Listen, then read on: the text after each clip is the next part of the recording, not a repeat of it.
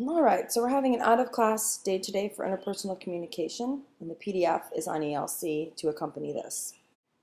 We're discussing verbal communication, which is what we normally think of as interpersonal communication, but it's really a specific component. The first concept in verbal communication that we'll discuss is the ladder of abstraction.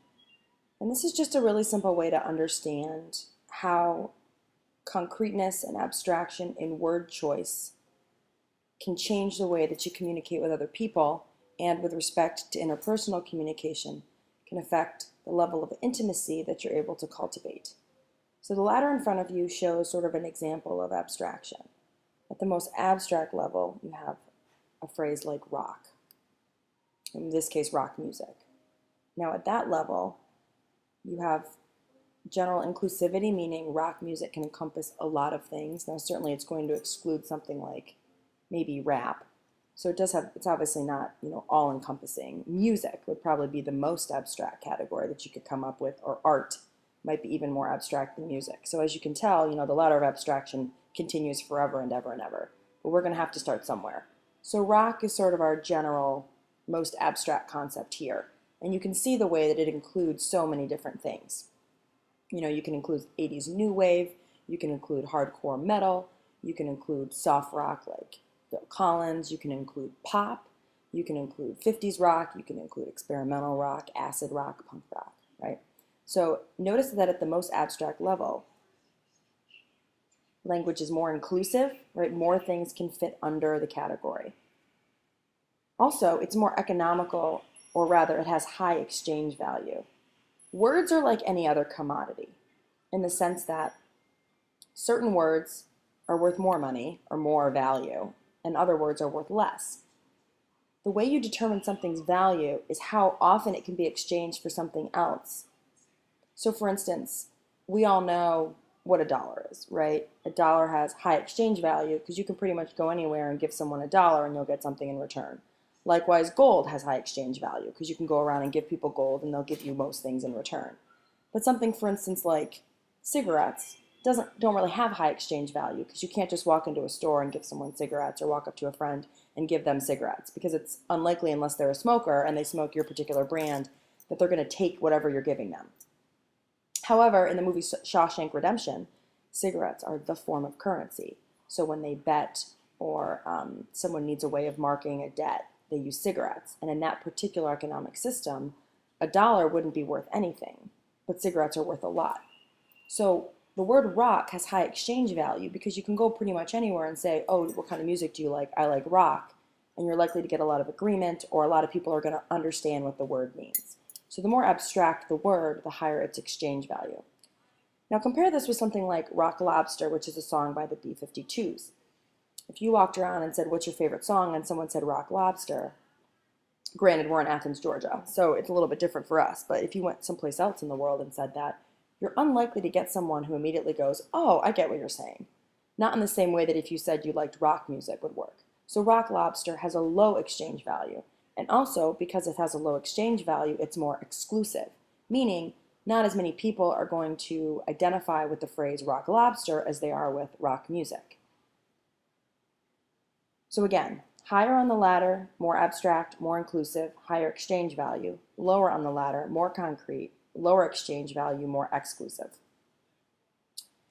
Now as a result, you get differing degrees of intimacy.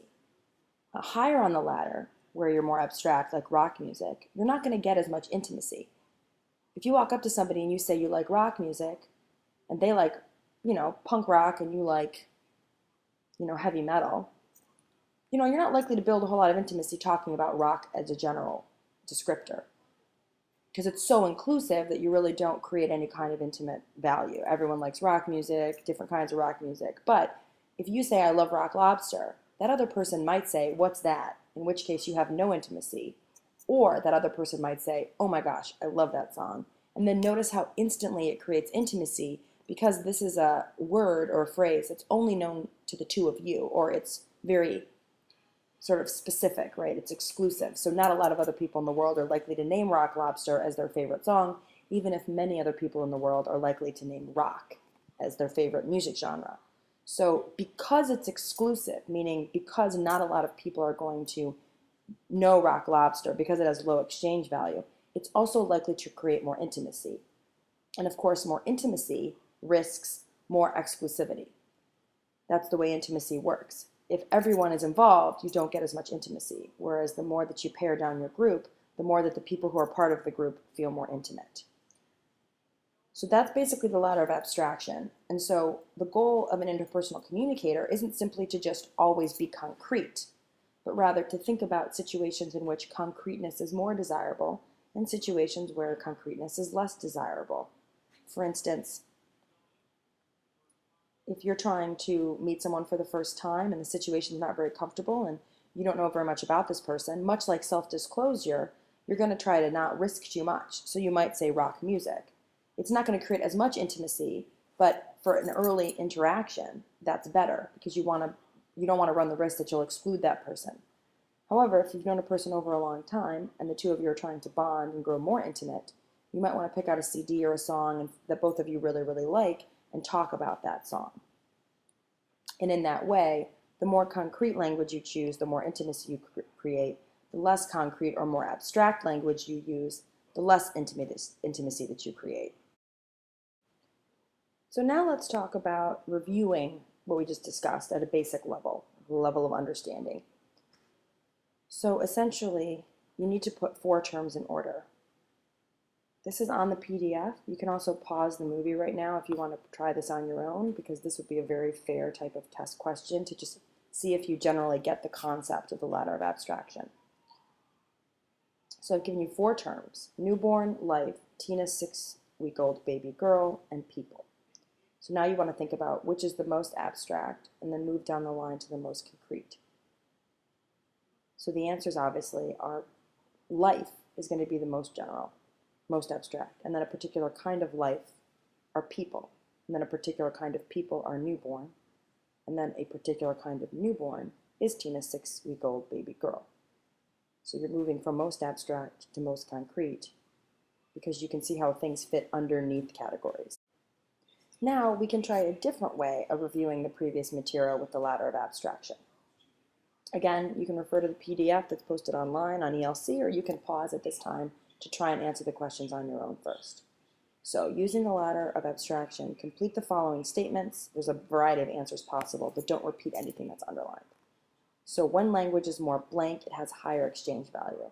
Well, more abstract language has higher exchange value because you can exchange more abstract words for more things with more people. So the answer there would be abstract. When language has higher exchange value, it has more, we already used the word abstract, so we can't use that again. But we might say something like inclusivity, because as we look at the ladder of abstraction, the higher the abstraction, the more inclusive, and also the more exchange value. And when language is more blank, it is more concrete, and so we can use any of the words, exclusive, intimate, etc., that fit at the bottom part of the ladder. Now this is another review question that you can think about on your own. I would pause the video or go to the PDF and try to write out a short answer. Again, you don't need complete sentences, you can just hit the basics. And then return to my description of exchange value to see if you've got the key concepts mentioned in your description. So now let's look at the last review question for the ladder of abstraction. Again, I'll go through this pretty quickly. You should probably take some time to do it on your own before listening to my short explanation. So in this case, I'm asking you to think first about the word or concept friend at the very abstract level. So a friend is someone who is very supportive, who knows you better than anyone else, who tends to work through conflict with you, who tends to be there when you need him, who tends to have a strong give and take. That's sort of my understanding when someone says someone's a friend. Now a particular friend, and I would choose an actual friend. So in this case, I'm going to choose my friend Ariane, who is a professional ballerina, and we've known each other since we were 9. Ariane is my best friend because she's funny, because she keeps me sort of grounded, and because she really accepts me for who I am. But she's also sort of selfish and very dramatic, and so she requires a lot of maintenance. So there's a lot of similarities, but also a lot of differences between Ariane as a particular friend and the word or concept friend that comes to mind when I think about friend more generally. So how is it possible that Ariane and friend could share some characteristics and share others if technically they belong to the same thing? Well, that points to the general purpose of the ladder of abstraction, which is to show how we use words like friend that are abstract because they have high exchange value and they can mean a lot of things and work in a lot of contexts, but they also tend to violate some of the important differences and things that make individuals unique by the process of abstraction. So how then can we use the ladder of abstraction, which is a theoretical way to explain how words operate, especially with respect to exchange value, i.e. what they get us from other people when we use them, and their economy of exchange, to improve our practices as interpersonal communicators? Well, first of all, we should use concrete language when we want to produce intimacy, which also, of course, is the same thing as high risk. So in other words, if you have someone who's very close to you or someone with whom you'd like to be more intimate, rather than just say, oh, today I was on the phone with my mother, you might say something like, oh, today I was on the phone with my ball-busting battle axe. So in that way, you've done a much more concrete description of your mother, which can produce intimacy because then the person on the other side might identify with you or feel like they know you better. But at the same time, if they don't understand that conception of motherhood as like an abstract concept, you've created a lot of risk. But of course, as we know, there's no such thing as intimacy without risk.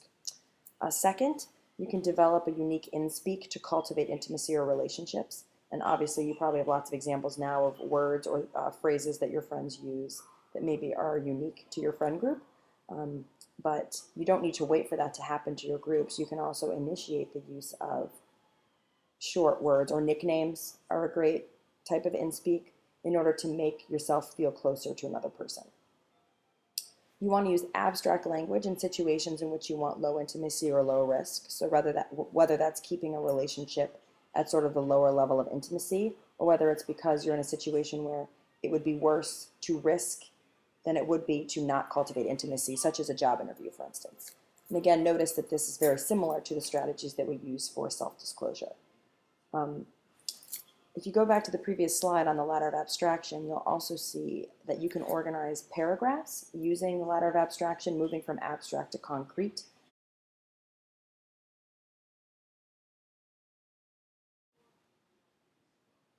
Typically, we think of writing as different than interpersonal communication, but we tell stories and things like that in order to build intimacy and conduct interpersonal communication. So as you're communicating with other people, to try to get your point across more clearly, move from abstract to concrete, from the general to the specific, so that you feel more organized and so people feel as if they're following along with you and that they're part of the story. And we'll look at this a little bit more in a moment. And then finally, be self-reflexive about your use of language. Whenever you use an abstract word or concept like motherhood or American or immigrant, you tend to exclude the individual diversity, such as we saw with a word like friend. So be careful in the ways in which you're using abstract words, and be sure that they're putting into play the kinds of politics and belief systems that you think are good for the world. Okay, so now a couple of review questions for the best practices. In this particular case, we're going to look at both the principle of organizing your paragraphs when you write from abstract to concrete, and of course this isn't really that different from interpersonal communication because in a certain kind of way, good writing cultivates a kind of intimacy with the reader. The only difference is that the reader's not participating back. So it's not, even though it's more like public speaking than it is like interpersonal communication because it's not a two-way message. There's not shared meaning production. It's still not exactly different because all that happens is that the writer takes responsibility for producing shared meaning by thinking and anticipating the reader's needs. So one of the ways that you can be successful in this is to organize information from abstract to concrete so that you start with high exchange values, things that are going to be easily understood, things that are going to be low risk, and then move into more concrete particulars so that you gradually increase intimacy, gradually increase risk, and gradually become more specific in your understanding of how things work. So in this particular case, I've given you 4 statements. They're out of order, and I want you to put them in order. So again, I would pause or go to the PDF if you got that in front of you and take a moment to try and do it on your own. But essentially, you're going to wind up with number 4 being the first sentence. So number 4 will become number 1 because Susie's acting so weird is the most general, weird. Then the next semi-abstract is number 2. Unpredictable is more specific than weird, but it's still generally pretty abstract, but it's better. So we're starting to move down the ladder toward concreteness. Then we get to sentence number 1 becomes sentence number 3. Susie switched brains with a 6-year-old. That's a more specific illustration of what unpredictable looks like. And then finally, number 3 would be the most specific, concrete example. So now that you kind of understand one particular best practice, which is to organize your information when you're writing or telling a story or anything in which you're narrating, to move from most abstract to most concrete, let's look at another review question to look at some of the other best practices. And of course, I can't really do this for you because these are very personal, but I can give you some examples. So first of all, give an example of a way in which you have used language in the past that does not follow one best practice for ladder of abstraction. So in other words, don't give me 7. And a couple sentences is fine. So in this case, one of the ways in which I'm not good at following best practices is I tend to use the word weird. That's why it's in that previous example. I use that a lot. People are acting weird. Today was really weird. I feel really weird. Which is great because it has high exchange value. And so it's a good starter. And if I'm talking to people that don't know me very well, it's sort of a very safe way to have a discussion. But at the same time, it's not very concrete. And so first of all, it limits intimacy, it's imprecise, it can lead to misunderstandings. So I would want to think about trying to be more specific rather than rely on that shorthand to do the work for me. So then a different practice from the previous answer in which I do use or could use language of ladder of abstraction as a best practice is, for instance, to use more specific or concrete language when I want to cultivate intimacy. So in that case, if I want to tell someone about a student that I have, rather than just saying like, oh, I've got this student, and then relying on that word student to do a lot of work, I might try saying something like, I have a young woman in my class who has done X, Y, and Z and is having difficulty with this thing and it's making me frustrated. So in that way, I'm creating more intimacy, but I'm also being more accurate and assessing what I'm talking about, so that I'm being a more effective communicator for the other person. And so the second theory that I want to discuss about language that's sort of built with the ladder of abstraction is this concept of binaries and middle language. And we'll do more with this after you've done the language activity, which is going to be the subject of your next post. And so you may want to think about this slide as you're putting together your post. So binaries, also known as dichotomies, are pairs of opposing terms that often appear together to represent a totality. So man, woman are often used together in order to represent sort of all of humankind. Rich and poor are also used together to kind of represent sort of all of the economic system. Black and white are often used together in order to represent maybe all of the possible choices of decision making, or maybe in the case of human beings, right, all of the possible ethnicities. And obviously some of these are changing and you're getting different binaries, but many of these are historically just been around forever. And so especially in the United States, you still have this sort of sense that black and white cover the big spectrum of ethnicity, even though you have, people of color, Latinos, non-African blacks, right? And so there's this large spectrum, but we still kind of think in terms of black and white when we think of race in the United States. So again, binaries work well when we talk because they have high exchange value. So when someone says every man, woman, and child, right, that has high exchange value because people understand that to mean every segment of the United States. But of course, that doesn't work because man and woman is too reductive, and it doesn't imply the elderly, it doesn't imply transgendered people. So a lot of people are excluded. So you wind up with the ladder of abstraction. Sort of binaries are abstract. They're high on the ladder of abstraction. They have high exchange value, but they're also very exclusive. I'm sorry, they're also very, they try to work inclusively to encompass everything, but they have low intimacy. They also perpetuate oppression because whenever you have a binary, it excludes diversity. Again, it implies that everyone's either a man or a woman, and like we talked about before, the word man is an abstraction. So man means certain things to kind of all of us, like we understand it to mean, penetration, we understand it to mean masculine, strong, tall maybe, decisive, decision maker, and that excludes like a particular man and a lot of particular men in our lives. And the goal for us as communicators is to try and diversify our understanding of man so that when someone says the word, oh, he's a real man, rather than just instantly knowing what that means, think about it and try to think about all the ways in which man can apply to many different types of masculinity. Because it also promotes inadequacy. Because, when you watch, for instance, an Axe body spray commercial, or when your girlfriend says to you, or your boyfriend says to you, why can't you be a real man?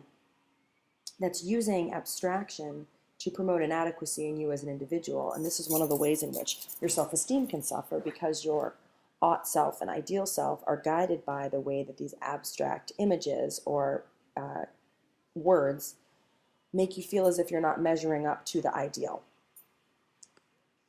And the regular appearance of our binaries in the English language, so you think of like east-west, right? You've got the east of the world, you've got the west of the world, and that's sort of like the big division. But of course, there's all these ways in which the west and the east are alike now. There's all the ways in which, Egypt and Syria are not the same country, and in the same way, Canada, the United States are not the same country. And then what happens to South America, right? They become kind of like not a legitimate part of the world. So that kind of binary encourages extreme thinking. It always encourages us to think opposite poles, So you're either pro-choice or pro-life. We're either going to stay together and get married, or we're going to have to break up. I'm either the best student I've ever been, or I'm the worst. And by using binaries, it encourages you to always move to one or the other of the pole, rather than trying to be reasonable and promote sort of rational, concrete, specific thinking. So what we want to encourage then is the use of middle language, which is concrete terms that walk the line between the binaries. And you want to avoid the word normal, right? So if someone says between sane and insane, there's normal, that doesn't work either, because that implies that normal people don't experience sanity or insanity, which isn't true at all. But you might do something like self-doubting or occasionally confused, would be more concrete middle language that doesn't resort to the sane-insane binary. Okay, so at a very practical level then, binary language can negatively affect your interpersonal communication, so how you feel about yourself, which is why you want to try to cultivate a middle language. And we talked about this a lot with emotional communication. Rather than saying that you feel angry, try to be more accurate and be sure that that's really what you feel, and then maybe see if your intensity maybe could be toned down, or maybe even toned up if you feel like you need to. And then also try to think middle language in terms of talking to yourself reasonably, the way you would talk to a friend. So rather than saying, I got a bad grade in this test, I'm going to fail everything, which is very binary thinking, right? You're either right or you're wrong, you're good or you're bad. Try to think about more accurate and concrete descriptions, such as, I failed this test because I didn't have a good understanding from the instructor about how the test would work. So I'm not comfortable with the test format, but there are strategies I can use to fix that, right? So certainly you want to take some accountability and be upset, but you also want to be accurate in how you describe what's happening. And that's what we mean by the phrase middle language. And there are a lot of different ways to use middle language. Labeling your emotions is the one that I think is strongest, and also thinking about your ladder of abstraction, trying to move toward more concrete terms. So rather than weird, maybe talks more than I do, or seems to like music that isn't familiar to me, right? Rather than the word weird, or rather than the word crazy, which can be really offensive, especially to people who suffer from mental illness. Something like, she risks talking to strangers in a way that makes me uncomfortable, right? Rather than just saying she's crazy, or she seems to get angry very easily, rather than saying she's crazy. So that's another way you can use it, by using the ladder of abstraction and moving toward more concrete terms.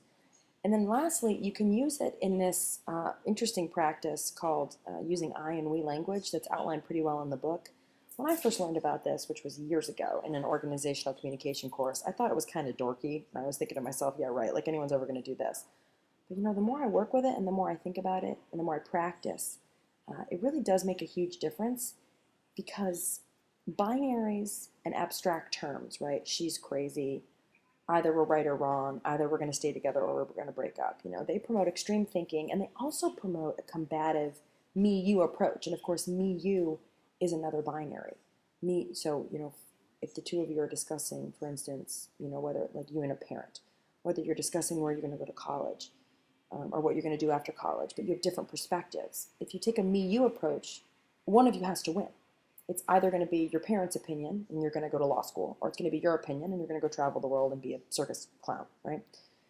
But it's really not me or you. It's me and you, because both of you are trying to decide what's going to make you happy in the future and how you're going to be successful. And so if you approach the conflict as sort of like adversarial, where the winner takes all, you not only shut down the lines of communication, you also create an enemy out of someone who may or may not really be a really good ally under other circumstances. It also limits intimacy. And one of the ways that we deploy this me-you binary in conflict is the use of you language,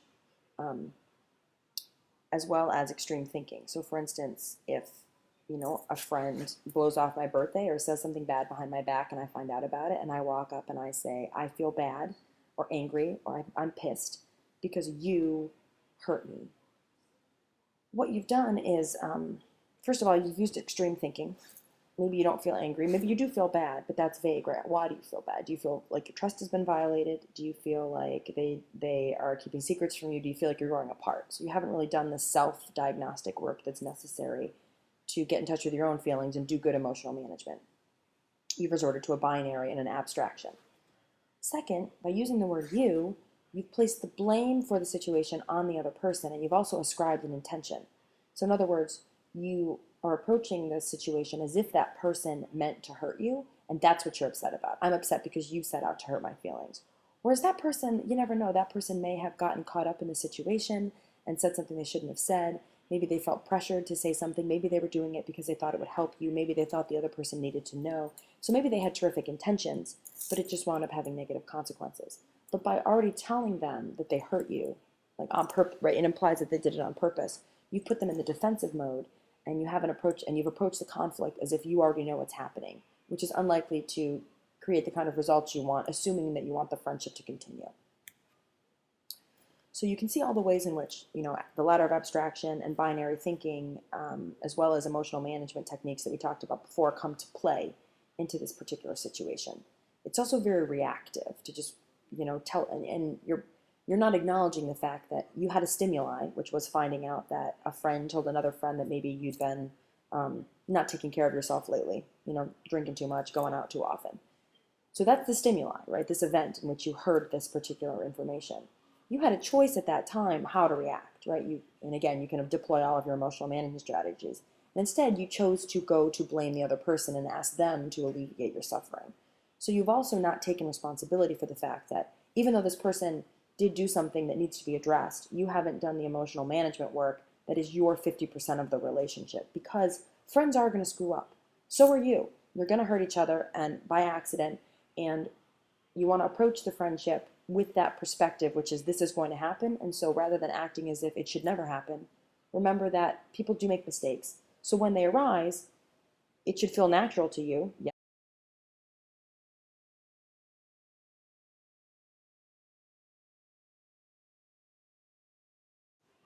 And it's going to happen. And so now it's time for us to address it. And the first step is your own interpersonal communication, your own emotional management, putting all of those strategies into play.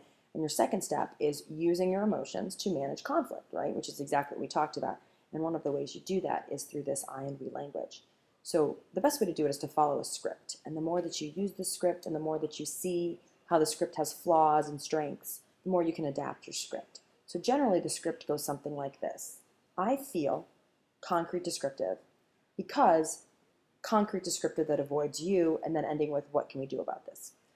So rather than use a binary or an accusation or an interpretation, you use descriptions of things that are happening rather than interpretations. That's why you use the word feel, because these are things that you're feeling. They're not judgments. They're not definite truths. So as opposed to, I think you've overstepped your bounds as a friend because you hurt me, right? Which sort of, again, approaches the conflict as if you already know what's going on and leaves no room for the other person's side of the approach, right? So it's very much you're already right, you already know what's happening. You're not encouraging the other person to participate in a dialogue over a problem. So using the word feel can often encourage you to try to describe your response to the situation without assuming that that response is the correct truth, right? So for instance, you might say something like, I feel disconnected, or I feel far apart from you, or I feel out of the loop, right? Whatever it is, whatever you think most accurately expresses your feeling. And it doesn't have to be, mad, glad, sad, angry, happy, chagrined, right? It can be just a general feeling, but you want to avoid interpretation. You want to kind of just express as authentically as possible how you feel.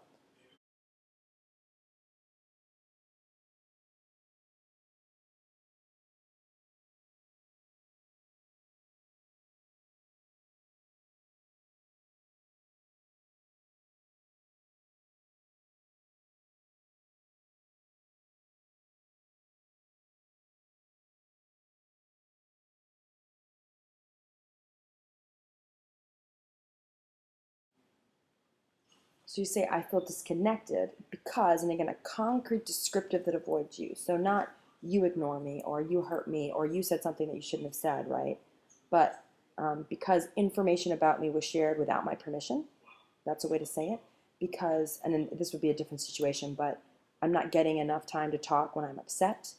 I don't get a chance to come home from work and relax. So things about descriptions about what the cause is of your feeling. So you feel blank because of blank, but not what the other person's doing or what the other person intended to do, right? It's about the situation that's happening or the circumstance or the event, if it's a serial conflict or if it's just a single event, and then how that makes you feel.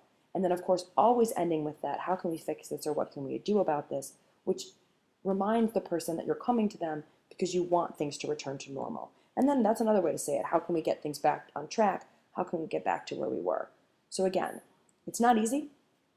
The script is just a script. It's not going to work all the time. And sometimes maybe you do want to look at a person straight in the eye and say, hey, you screwed up. But for those situations where you want to handle a conflict, be emotionally responsible, use your emotional management, avoid those binaries, utilize the ladder of abstraction responsibly, I and we language is a great way to do that.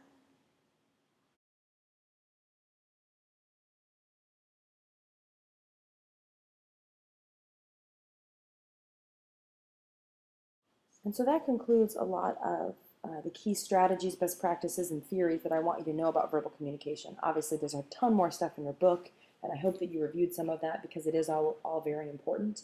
But these are things that I bring to the table because I think they're things that we don't often think about, and I think they're really, really important. But I do want to return to this issue of sort of power and oppression that's inherent in these kind of this binary thinking and this use of abstract language. And this is a quote from my favorite French philosopher, whose name is Jacques Derrida. And Derrida's big project, he unfortunately died in 2006, I believe. But he wrote through all the 70s, 80s, and 90s, which was, of course, a big time of like desegregation, and Europe was dealing with a lot of issues with immigration and violence, and everyone was kind of reconciling the Holocaust. And so his big project was how to think about being more ethical in our treatment of each other, and that begins with language. Now, granted, just because you suddenly start using more positive language isn't going to suddenly change the world, and I know that.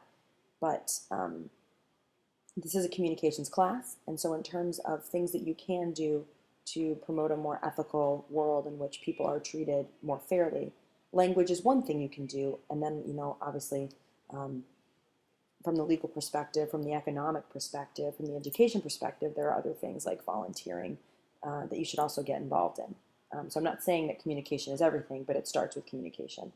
There's a difference between saying senior citizens, the elderly, old people. I mean, your choice of language matters for the kinds of beliefs and attitudes that you put into the world and the way that those people are subsequently treated.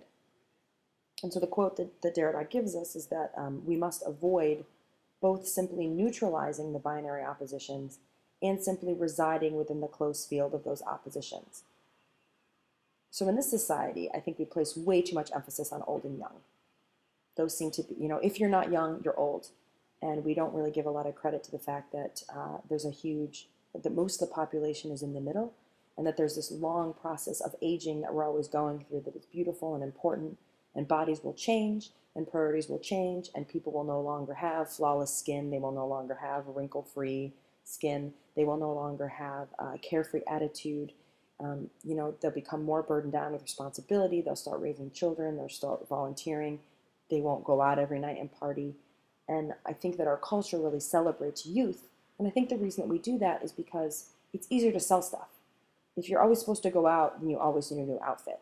If you're always supposed to be beautiful, then you always need new skin products. And so our culture really promotes this old young binary, and in doing so, really promotes youth over age. And that, of course, leads to all sorts of problems, which is that people resist aging gracefully so that you don't get the kind of maturation of the population where people take responsibility for each other and do the kinds of things that adults need to do to keep a society running so that young people can be young. People delay their taking on of responsibilities. And old people don't get treated as well. We don't worry about whether or not elderly people have good health care. We think of a lot of their problems as sort of things that are never going to happen to us because of the way that capitalism in Western society promotes youth as the ideal. And so we're always trying to stay as young as possible. And that's very bad for people's self-esteem. That's Viagra medicines and Botox. I mean, these are all purchased, because this binary becomes so important, and because the qualities associated with youth become the end-all be-all of the qualities associated with, American or human or person and goodness, right? You have to be beautiful to be good. You have to be youthful to be good. You have to be energetic to be good.